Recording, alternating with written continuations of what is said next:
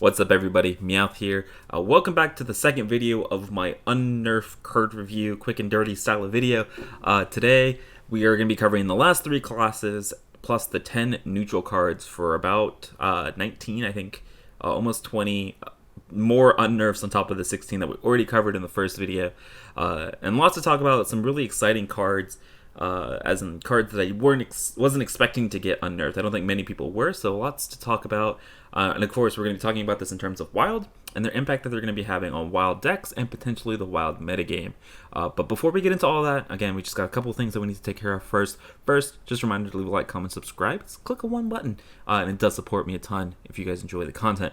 Secondly, we have to shout out Immic Plays. Immic makes the beautiful graphics that we see here for the unnerfs and lets me use them in my videos for free. So show him a little bit of support, show him some love, drop him a follow over on Twitter if you use it. So yeah, so the link's down in the description below. So make sure you guys drop him a follow and say thanks if you guys enjoy the images that we use. Alright, but yeah, so let's go ahead and dive on in. Alright, so we're starting off nice with this background, very appropriate for a card we're going to talk about in a bit. But let's start off with Shaman first. Let's cover the classes. So let's first talk about the suite of Galakron Shaman cards that are getting unnerfed. So we've got Corrupt Elementalist going back to 5, Invocation of Frost going back to 1, and Dragon's Pact going to +3/+3 rather than +2/+2. So Galakron Shaman, while it was super dominant in Standard, never really took off in Wild.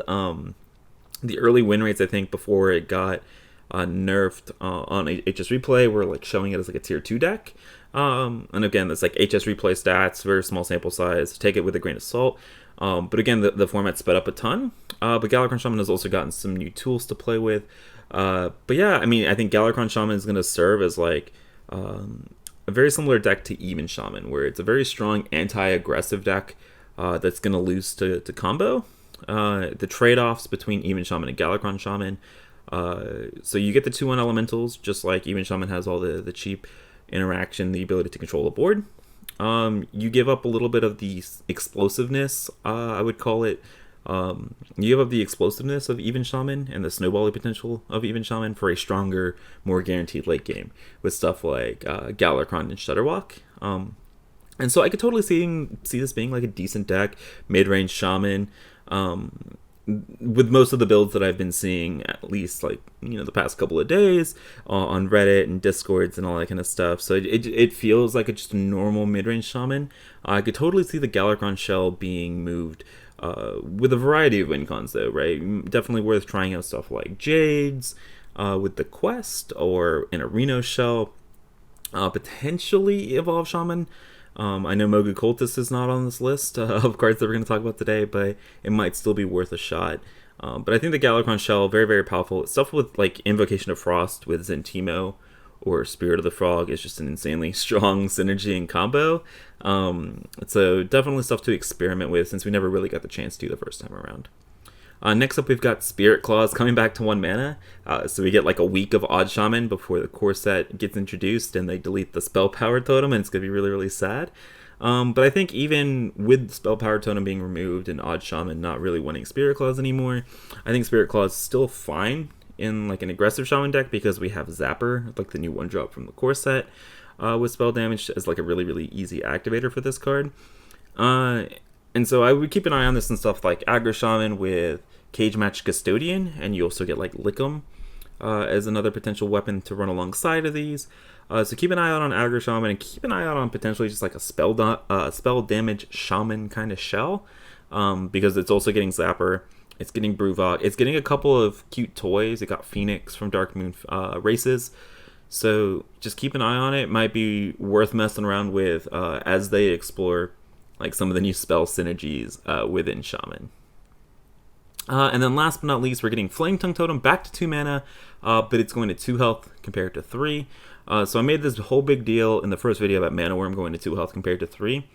And it's true, 2 health is much worse than 3, but in a deck that has the ability to buff the health of your minions with Strength Totem and Totemic Mites, Flame Tongue Totem is a very, very welcome addition to Even Shaman. It gives the deck so much more reach and burst than it used to before.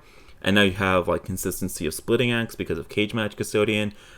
Flame Tongue Totem if you like playing even Shaman, I'm one of those people. I actually enjoy playing even Shaman. I'm very, very happy to see this, and it's a very nice addition to even Shaman. Thing is, Flametongue Totem doesn't help it beat Priest. So, yeah. If you're singing on a Priest, Flametongue's not going to help you. Might want to try out a different class. But in general, I'm very, very happy with Flametongue Totem. Happy they nerfed it. And I'm glad it went to 2. I think it would have been very, very strong at 3. At 2, I think it's just probably good. And you'd still definitely run it because of the amazing synergies that you have. Alright, so let's move on to Warlock. Warlock, we only have one card to talk about, thankfully, because Warlock is one of the strongest cards in the classes in the format, rather. Fiendish Rites, going back to 3 mana from 4. I think a lot of people sleep on Galakron Warlock. People just kind of laugh and meme Galakron Warlock, but I think you guys forget that like this was nerfed at the same time as like all the Shaman cards, basically, if not slightly after. And Galakron Warlock and Wild with like Nerubian Eggs and Plague of Flames and stuff like that was pretty underrated. It was pretty strong. And with stuff that we'll talk about later today, don't want to spoil anything. All right, if you guys haven't heard the news, we'll just leave it for now. But could that Egg Galakron Zoo can make a comeback as like a tier 3 deck. It's not going to outclass Darkleer Warlock, probably not going to outclass Discard Warlock, but I think it'll be like a solid deck that if you want to play it, and it's going to be good, and it might have some cute unique synergies with a couple of the cards that are getting unnerfed that we might want to talk about later. Alright, now let's move into Warrior. Let's start off with the easy one for Warrior. Bloodsworn Mercenary going back to a 3-3 from a 2-2. This doesn't really matter because the only time you're running this in Wild is when you're trying to pull off cute combos. And if you're comboing, you don't really care about the stats on this for the most part. But, I mean, 3-3 makes it better. Tempo plays against aggro, so you're okay with that. Now let's talk about Scion of Ruin. Scion of Ruin going from 4 to 3. This is the Galakron Invoke payoff card for Warrior. Man, 3 mana Scion of Ruin in Wild was kind of wild. There were deck lists, and I'm sure we're going to revisit some of those, where you do nothing but play Scions of Ruin over and over again. Because when you play Scion of Ruin, you make 3, and then you can like Zola the Scion of Ruin for 3 more. You used to play Dragon Breeders to get another one for 3 more. You would play Brand, so these effects would duplicate. If you play a Scion of Ruin and then you Barista, you get 3 more Scions of Ruins that each summon 3 Scions of Ruins. And so, yeah, you have infinite waves of Ruins, and it's easier to combo and do that now that it's 3 mana. And also a completely underrated, maybe not underrated, maybe that's the wrong word to use, but now you can draw Scion of Ruin off a Galakron and immediately play it for the 7-6 worth of stats of Scion of Ruin, each with Rush. Pretty broken. But yeah, very, very happy to see this. I always kind of crap on Galakron Warrior because it just felt too fair for Wild for the most part. But yeah, I mean, Scion of Ruin is not a fair card. And so I'm excited to see how Galakron Warrior shapes up. It might finally be a real deck. All right, now let's talk about kind of the most exciting, at least close and dear to my heart. Charge finally gives a minion charge again instead of giving a minion rush while it's named charge. Don't ask me. It's very confusing. But one of my favorite decks in Standard used to be the Worgen OTK Warrior. And we get a version of that back now that we have charge. I am sure there are even more ways to break this in Wild now that I just don't know about. You probably run Crab Riders instead of Worgens now because the Crab Riders are actually just like better on their own. But yeah, I mean, I'm excited. Mainly because now the risky skipper warriors actually have a legitimate win con potentially. I say potentially because I don't know what the lists are. I don't know how they're gonna function or anything like that. But like the biggest things were like the risky skipper package with battle rages and armor smiths and acolytes and brutes and Barovs and Ankar. Like this whole suite of cards is a very, very powerful package. Very, very strong. Like it wins games on its own. Kind of strong. But they were kind of resorted to using Dead Man's Hand for win cons or ETC for like combo for win cons, neither of which were like very strong. And potentially the combo might give you a legitimate way to end games, whether it's a combo deck on its own or it's some sort of like combination of ETC plus Worgen OTK or Dead Man's Hand with Worgen. I don't know what that might be, but whatever that win con is, it's probably better than Dead Man's Hand, or at least I'm going to hope it is, so that Risky Skipper Warrior actually has a legitimate win con. So really, really excited for Charge. I'm also expecting for somebody in the WoW format to find something degenerate to do with Charge and break it. But for now, I am happy to see it back. Again, I have a little bit of a soft spot for this card because Worgen OTK Warrior was one of my favorite decks in Standard. And so yeah, I'm excited to see what we can do. And I'm excited to see if I can break this. And so let me know your ideas if you guys have some cute ideas brewing up on how to break Charge. All right, so let's hop into the neutrals. We've got 10 neutrals. A lot of them I was expecting, but even I had a couple that I was very surprised by. So let's start with the namesake, the background behind me for this card review video. Bad Luck Albatross going back to 3 mana. And I'm going to spend a little bit of time on this one at the start because I love and hate this nerf, but I also saw this unnerf rather. But I also saw this unnerf coming from a million miles away. As somebody who plays Reno decks, as somebody who loves Shuffle Rogue, as somebody who loves Libra Paladin, I said Libra Mage, I don't know why, but as somebody who loves those decks, I absolutely despise Bad Luck Albatross. But I realize, and I think a lot of people are going to soon realize, that Reno decks aren't going anywhere, and Reno decks are always going to be insanely strong, and Albatross is like one of the only viable competitive ways we have at actually teching against Reno decks. And so it's something that I hate. I think it's insanely strong. I think it's going to go in a lot of odd decks. I think it's going to go, like, it makes Q-Block a legitimate deck already just by the fact of this card. It's not even a Warlock card, not even a Demon, going to 3 mana. It makes Q-Block with the birds way more viable already. So, like, it makes more decks viable, and it weakens Reno decks. It takes another couple of decks with it as collateral damage, but, like, I was not surprised by this, and I'm going to hate playing against this, but I'm also going to love playing against this. It's one of those cards. It's a very strong card. You probably shouldn't be running it in every deck, right? So stuff like Odd Rogue, who doesn't really have an issue against the Reno decks, probably doesn't want Bad Luck Albatross, but like Odd Paladin probably doesn't want Bad Luck Albatross, but stuff like Odd Demon Hunter might, Keyblocks might. So Bad Luck Albatross is probably going to be going in a wide variety of decks, but you shouldn't probably shove it in every deck. I know a lot of people are going to just out of pure excitement that it's back, but yeah. So let's move on to the card that's going to kind of counter Dragon Queen Alexstrasza.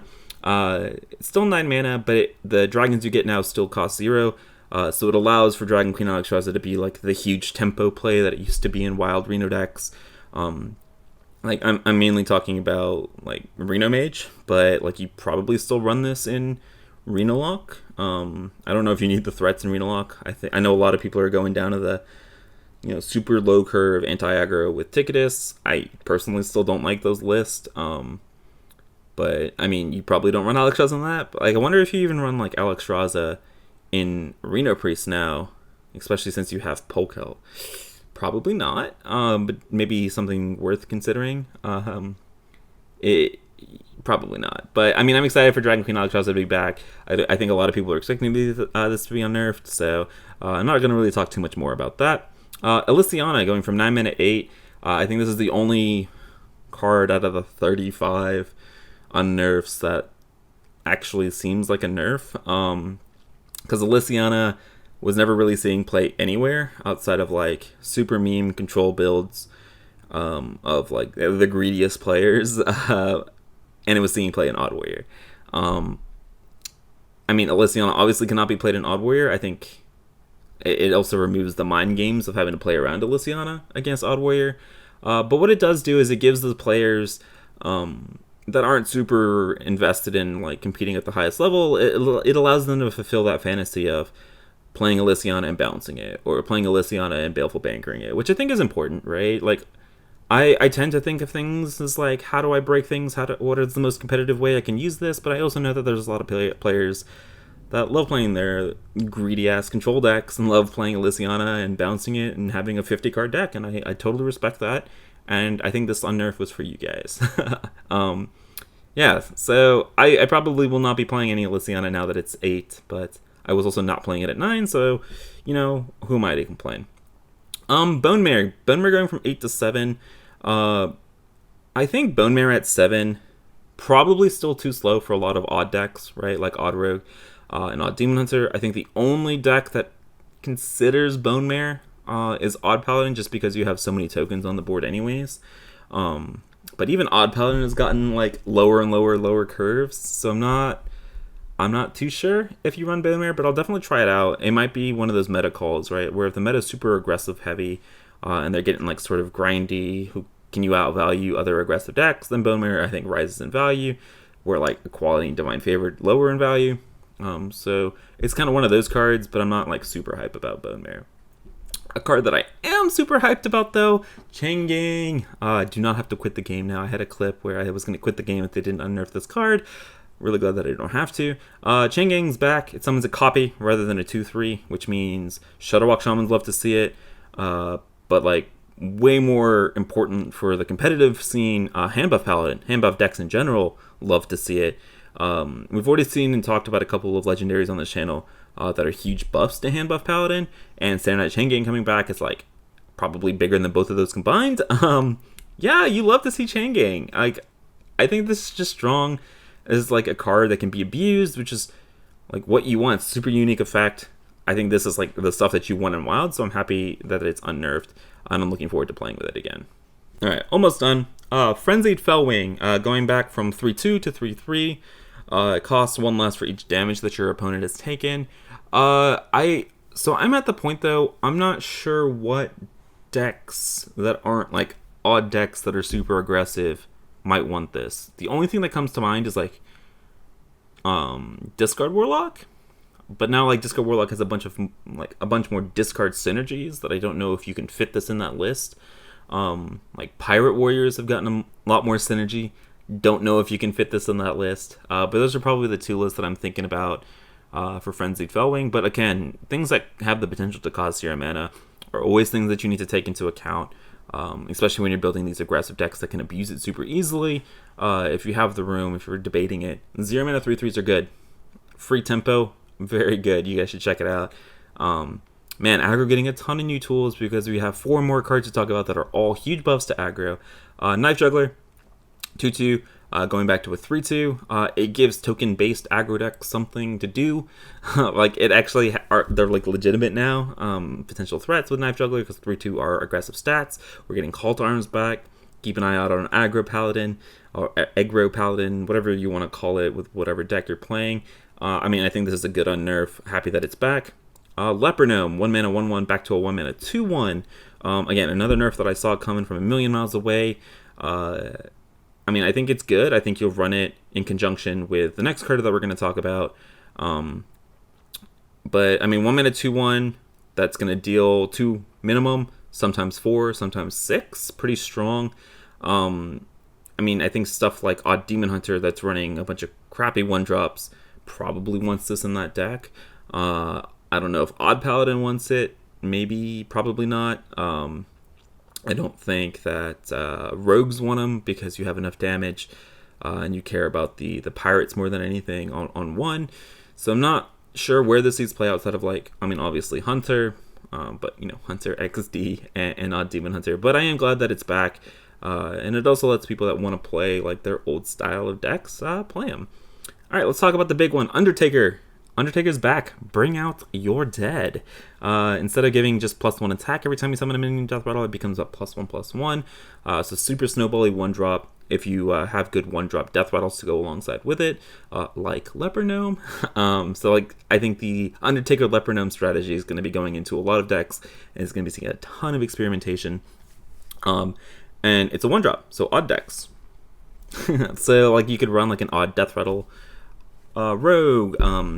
In Odd Demon Hunter, you have like the Urzul Horror or whatever, the 1 mana 2/1 Death Rattle, add a 2/1 to your hand.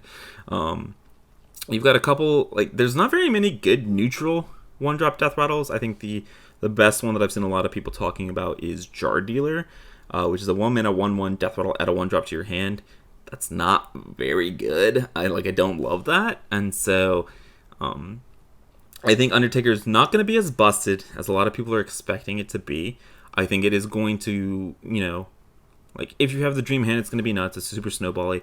But, even with just, Leper Gnomes and a couple of other death rattles, a 1-mana 2/3, 1-mana 3/4, I take those, especially in Odd Demon Hunter. So I'm excited for it. I'm excited to mess around with it. In Demon Hunter and in Hunter, an Undertaker, Leper Gnome, Toxic Reinforcement style of deck. I'm excited for that. Yeah, and so last but not least, we have Arcane Golem, going back to a 3-mana 4/2 with charge.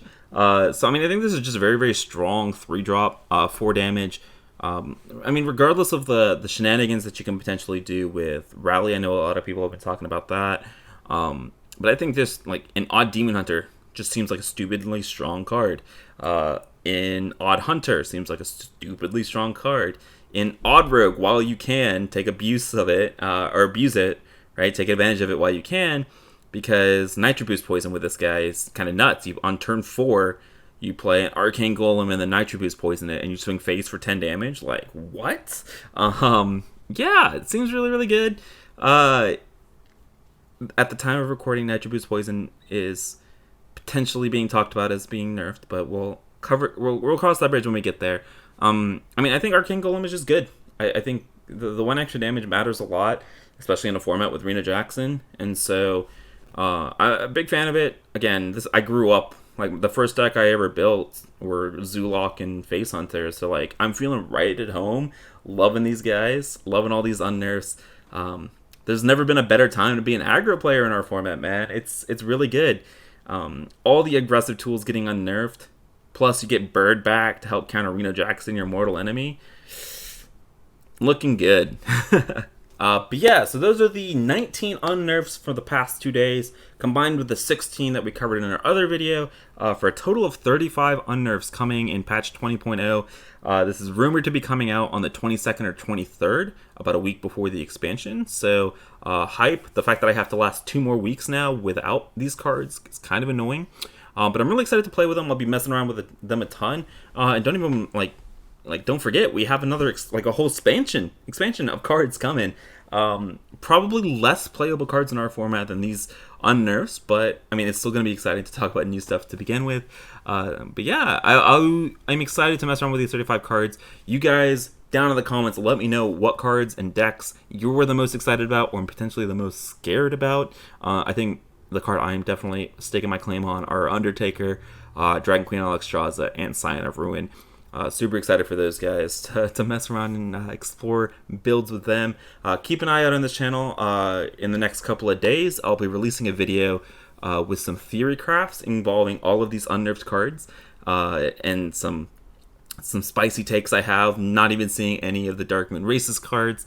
So these are cards that you're going to be able to play the week before the expansion comes out. Can't get here fast enough. But yeah, so make sure you guys drop a subscription, hit that little notification bell so that you guys know when that video goes live. Should be out in the next couple of days. And I hope you guys enjoyed this one. Again, let me know down in the comments below, what cards you're the most excited for, the most scared about, what decks you want to play, what decks you guys want to see in that Theory Craft video. I hope you guys enjoyed, and I will see you guys next time. Peace.